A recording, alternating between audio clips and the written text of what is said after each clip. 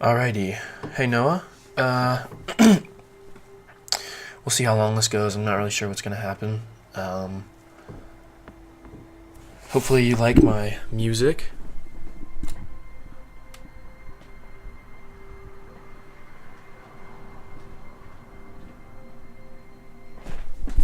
It's pretty thick. Okay. So, here we go.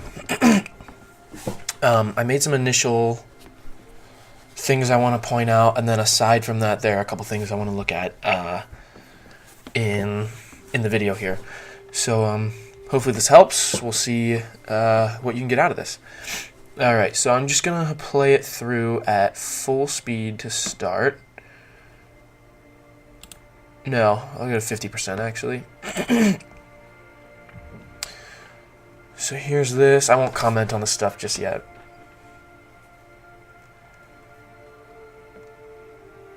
You have a dynamic start. That's pretty interesting. So, it's a little more advanced, I think. It takes more balance, but it can get you moving across the circle a little faster. Okay, so first thing I want to look at, I'm just going to go through the video manually. So, going through, I think, there we go. Start back here. Okay, so you're standing here, you have the shot put on your neck, that's good. Now you go right here, you straighten out your back. That's good. You see that right here? It's a good line. That little straightening you did is good. Okay, so more of a comment on that. It's good because you want that straight back when you throw. So getting that sensation is good for muscle memory. In a dynamic start, you kind of give that up because you round everything and you crunch into a tiny ball and then come back out. I guess you can't see my hands. I'm talking with my hands. But anyway, so you have that little straightening, and that's pretty important, honestly. You want that sensation of a straight back. So next, you go into your start, hand up, hand comes down, and you drop into your position. Now, next important thing, you have a loose left arm to start. So I'm actually going to play this in real time so you can see what I was seeing. You go down, your arm shakes a little bit, it's just hanging there, right? That's good. Having a loose left arm is good because you want to swing around during your block. So that's pretty important. Your block is really important, which is another thing I want to talk about then. Hang on, wait till this ad is over.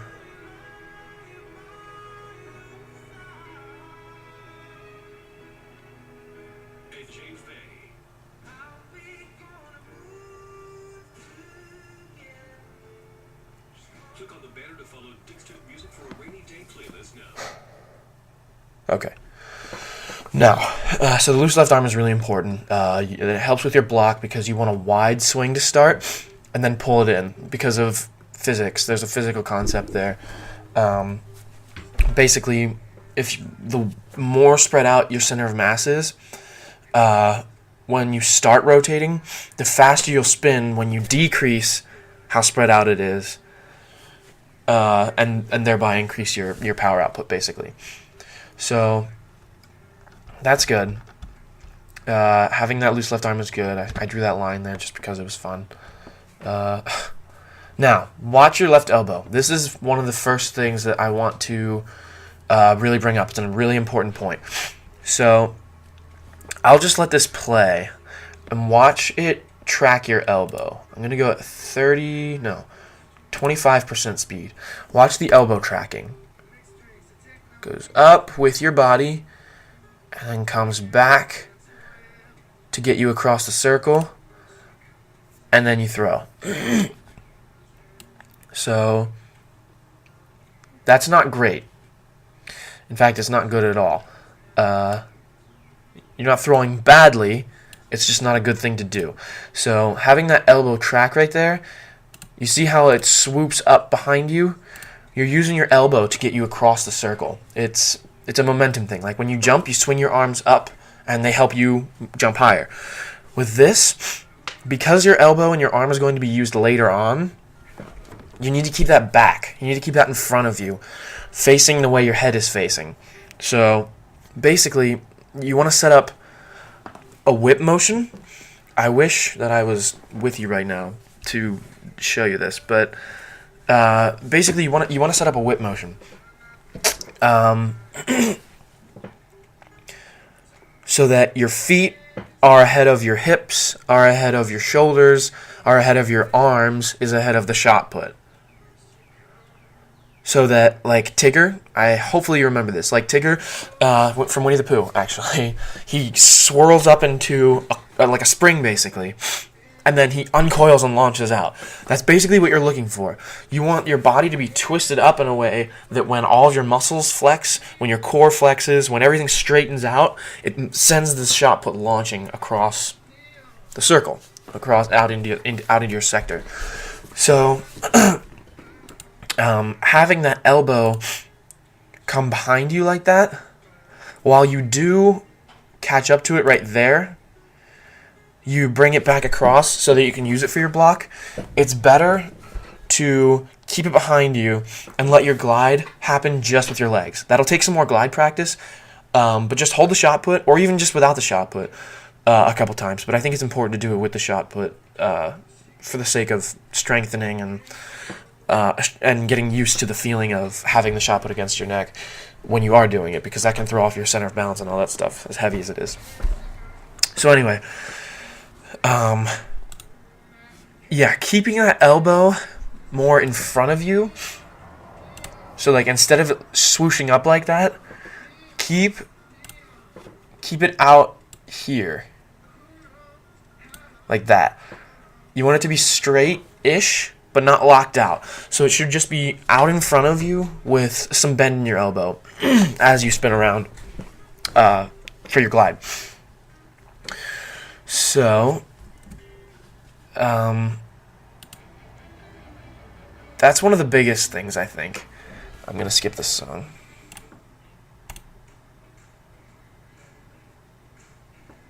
In fact, I'm just going to go to the album we were originally listening to.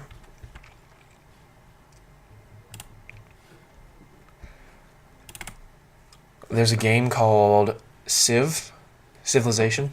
You've probably heard of it. But anyway, this is the 6th one, Beyond Earth, and this is the soundtrack to it. Anyway,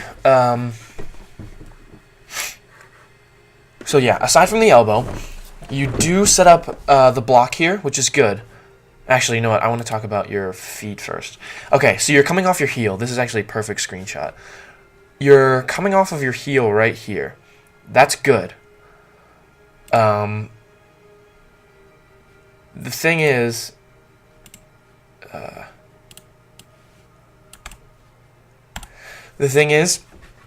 when you come across here, now I'm going to put this really slow. Actually, no, I'm just going to do it manually.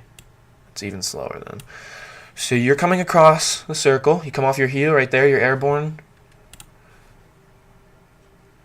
Just put it right there. You're airborne. You're airborne. You're airborne. This foot begins to come down. Now, do you see this right there? Your right foot is down, and your left foot's way up in the air. It could be worse, but this is detracting from your power because this is what's causing the pause between your glide and your throw. Having your feet separate like that causes all your momentum to slow down because you have to wait for that foot to get down before you can start driving fully. You can start driving off your back leg before the other one's down, but you don't have the stability to really push with both legs and get all that power going. So your right foot's completely down right now. And I have a little stopwatch running right here so you can watch the time difference. I started a couple frames early, it looks like, but your foot's completely down now at 0.08 seconds. Now, left foot still in the air, left foot still in the air, left foot still in the air, left foot still in the air, left foot still in the air. It touches. I still count it as still in the air because it's not. You can't drive off of that because it's not really on the ground. Still not really on the ground. There, it fully makes contact at 0.26 seconds. So you have about subtract the 8, 0.18 seconds, around a quarter of a second, a fifth of a second of time that your throw is basically at a dead stop. there's nothing being driven from anywhere by that foot. And because you don't have the one foot down, the other one can't really drive the whole way, like I was saying. You don't have the power, the full power that you're capable of putting out on the ground to push. So that's definitely important to look at and drill. Also, your right foot is kind of back. It's not bad, and plus the film angle kind of screws with this a little bit, but I think that you could face that toe forward more. Basically, you want it at a 90 or an 80 degree angle with the normal to the sector, which you don't really know what that means, but those are calculus words. Basically, if there's a line drawn straight down the center of the sector, right, from the center of the circle, if there's a line drawn straight down the center of the sector from the center of the circle you're standing in, you want to draw a line perpendicular to that. And that is the direction that you want your foot to face. Exactly perpendicular to the sector. Either there or slightly counterclockwise from that. So draw an 80 degree or 70 degree angle with the line that goes straight down the center of the sector. Hopefully you can understand that. I'll try and draw some lines real quick. So if there's a line right here that runs straight down the center of the sector, right? You want your foot, I'll just extend that a little bit. You want your foot at an angle like this, obviously not straight up in the air, but outward toward that, not toward the lady, toward this post. Instead of having it out this way, you want it out this way, toward that post, or even in a little bit. Not toward the lady, but maybe toward these people over here. You just want... Basically, you don't run with your feet backwards because you need to drive off of them. So if you're driving off of your foot throwing shot put, the foot shouldn't be facing backwards. That's basically the logic behind it. So just get that foot faced forward a little bit so that you're almost like jumping. Almost like jumping, you want your feet facing forward in the direction you're jumping. So if you're driving forward, you want your foot facing closer to forward than it is. Since it's shot put, you're not exactly jumping, so you don't want it facing forward. That would be weird and probably cause you to foul because you just jump over the end of the circle, over the toe board.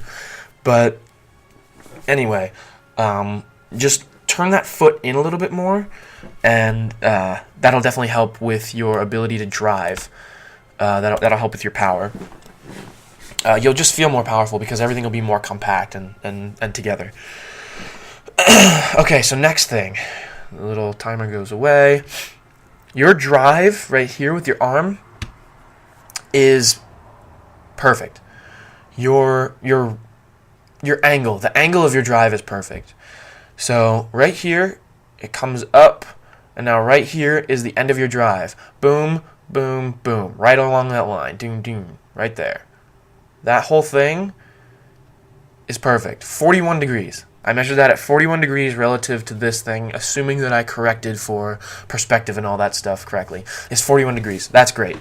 Shot put's a little too heavy to go for the technical 45 degree angle is the best for distance and all that stuff. It's a little too heavy. It doesn't quite conform to all those rules with considering air resistance and all that stuff. It doesn't quite work with that. So a little bit lower than 45 is great. So if you can keep that drive angle, you're good to go. Another thing right here, your shot is really far away from your neck, right there. If you can get that a little bit closer to your neck, even on it, I preferred it on it because then it's just tight to your body, you can get your spin really quick and then let go, and I'm doing shot put things sitting in my seat here and you can't see me.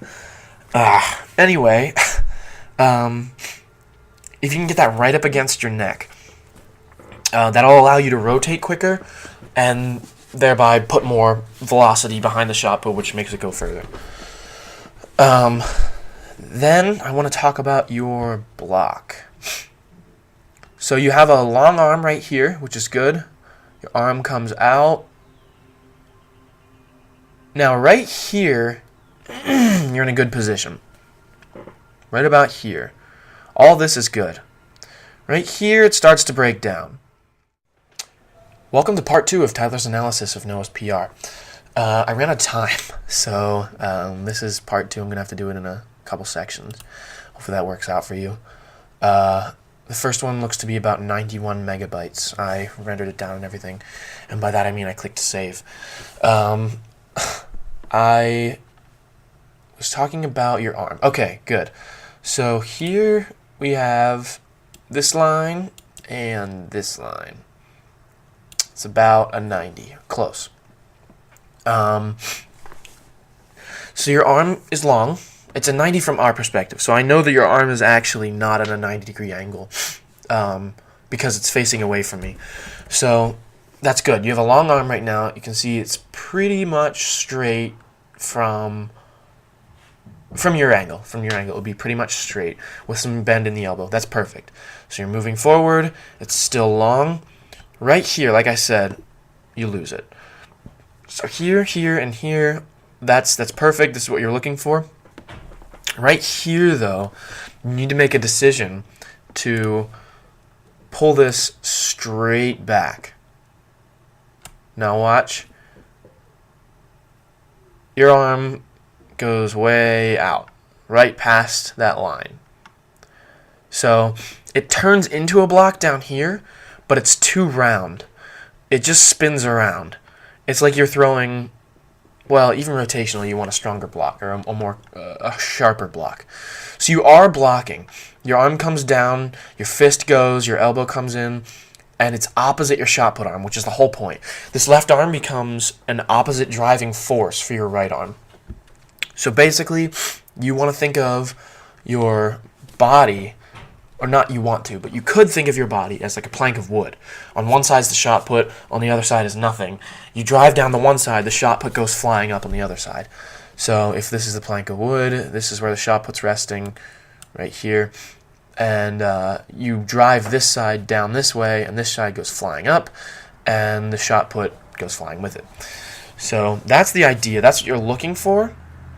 Right here, you just don't have that line. Starting here, you should be driving in straight down toward your hip or toward your side, and past it then, but in that direction. So you want it to drive right down here, and then when you're in this position, you want it here kind of, but tighter to your body, and this angled up more. So you want your arm in. This is okay, but tighter to your body, and then more like that. Even like that. It can be kind of like the yes position. When you make fists and pull your elbows toward your hips. Yes! That thing, it should be, your left arm should be kind of like that. It should be driving right in down toward your hip and past your body with your fist made and your arm curled.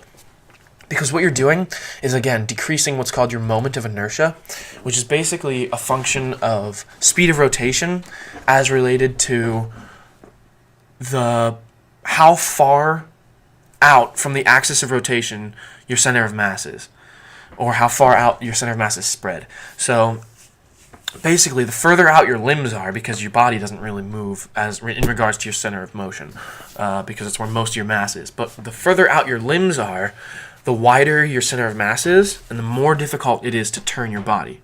So if you've ever, I think I might have done this with you before.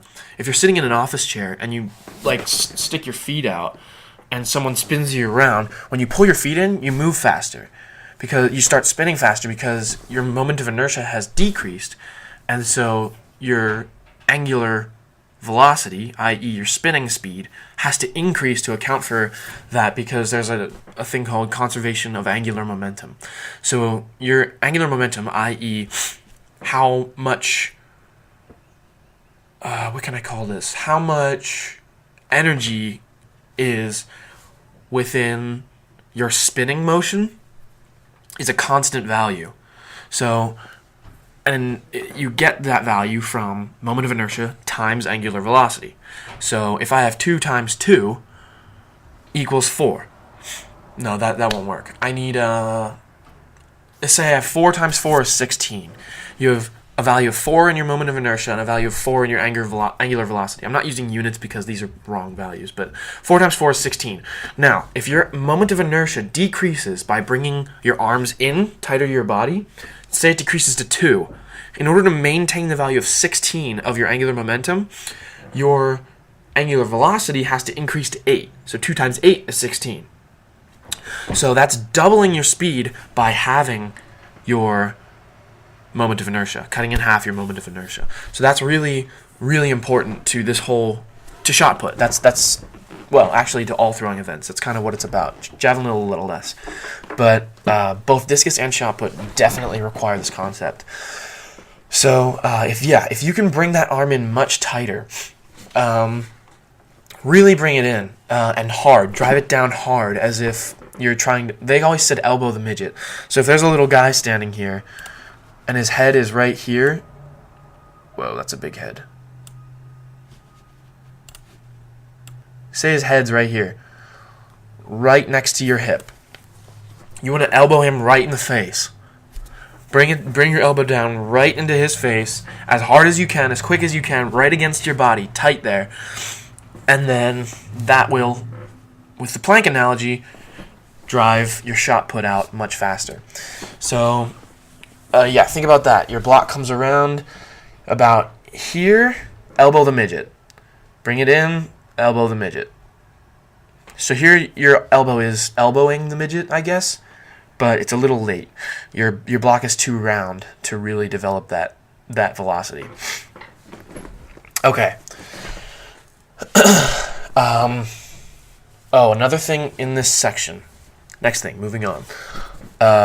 Your right foot, when you turn it in, like I talked about earlier, you can also get lower.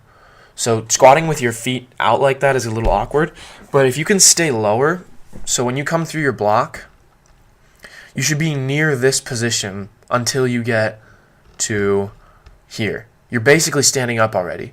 If you can get this kind of height, about this kind of height right here, at this position, you'll be, maybe not that position, but here. If you can get your back arched over more, bent over more at the hips, at this position, you'll have much more distance to drive over, which increases the velocity of the shot put again. So if you can just get lower here, bend your knees more. At this point, you want to be straightening your back like you are, but if your knees could be more bent, that's more distance to drive over, which is always good. Your hips are pretty good. Again, turning that foot in will help, but your hips won't need to be closed here and then open here. They are open here, but if they can stay closed a little bit longer, here you're already open. This isn't a huge deal. It's a matter of 3 or 4 tenths of or hundredths of a second. So I'm really, really cutting this down to, I'm really nitpicking and micro optimizing at this point. But that's kind of what it's all about. It's such a quick motion. So yeah, if you can keep your hips closed just a little bit longer, pulling your right toe in, angling it in more, getting your knees bent, both of those things will help with this concept already. So if you can just get lower and get your foot pointed in, that'll keep your hips closed a little bit better, kind of by default, as long as you don't let it get away from you. Block we just talked about. The drive is at a really good angle. You come off of your back foot. This is perfect. No one understood this when I did it in high school, but it's perfect. This is exactly what you want. You want to come off of that foot, switch, boom. Your foot almost hits the toe board. That's perfect. Perfect distance. You have good awareness of the circle. Your balance is a little off, which is good because you just lost 12 pounds on your right arm. So that's going to throw you off a little bit, but you recover well and you stand up. Okay, perfect. Now, that's good.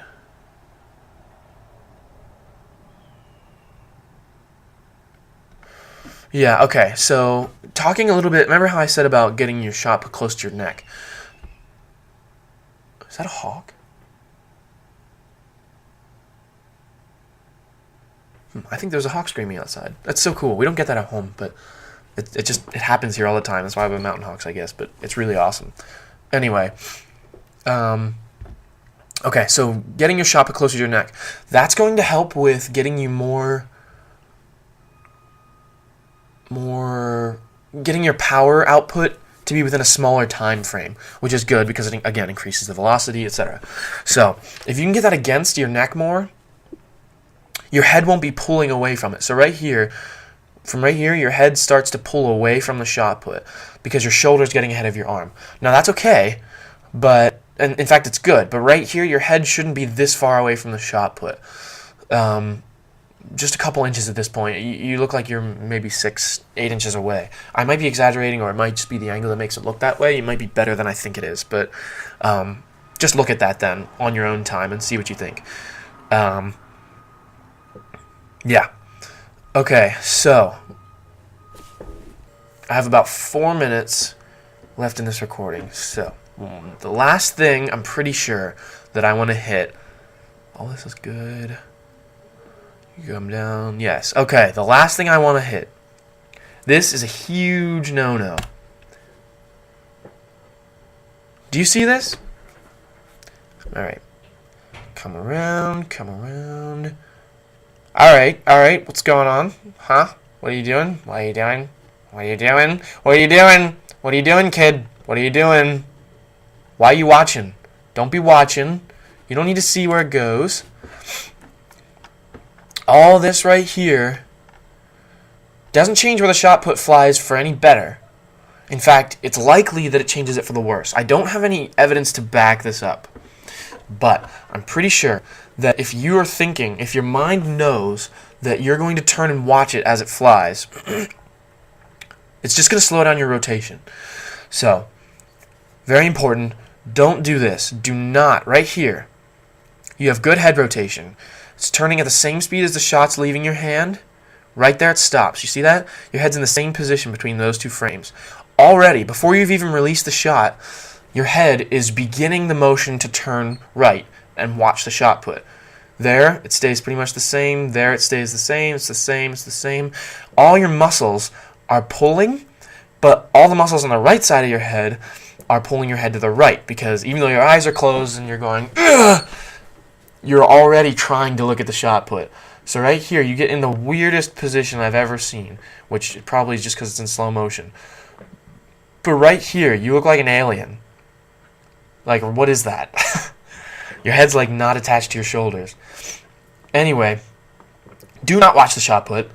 You're not making it fly any further. In fact, you're probably making it fly less far. So, yeah, just keep an eye on that. I would recommend just turning away from it. Launch it and let that rotation that you experienced right here, let that switch right there carry your body around. Don't stop it. It's like a follow through with swinging a baseball bat or a golf club or whatever. Well, we don't golf. In mini golf, you don't exactly follow through. Swinging a baseball bat, throwing a frisbee, your arm follows through much further than the throw goes, and that helps with smoothness, and etc., etc. That applies here. You have that switch, all that momentum from the switch. Don't just stop it and try to watch. Let it spin you around, even if you have to just bounce on one foot for a while. In fact, that's kind of what I did. I would spin around on my right foot and let all the momentum die down, and then stand there. Your left foot might swing out around the box again, out around the toe board again, but that's okay as long as you're comfortable with that. So, yes, do not watch the shot put. Alrighty, I think that's all I have. So, if you have anything else you want me to look at, send me a video, or I can look at it again in this video. There are probably more analysis tools in here. Like, I'm pretty sure I can figure out how fast you're releasing the shot put, but I don't know how to do all that. It's not really important. Analysis of your form is really what's important. Anyway, I hope this was helpful. Let me know if there's anything else you want me to look at or see. Send me an email, text me, whatever. Awesome. I love you, bud. I will be home in about 2.5 weeks, so I'll see you soon. All right, bye-bye.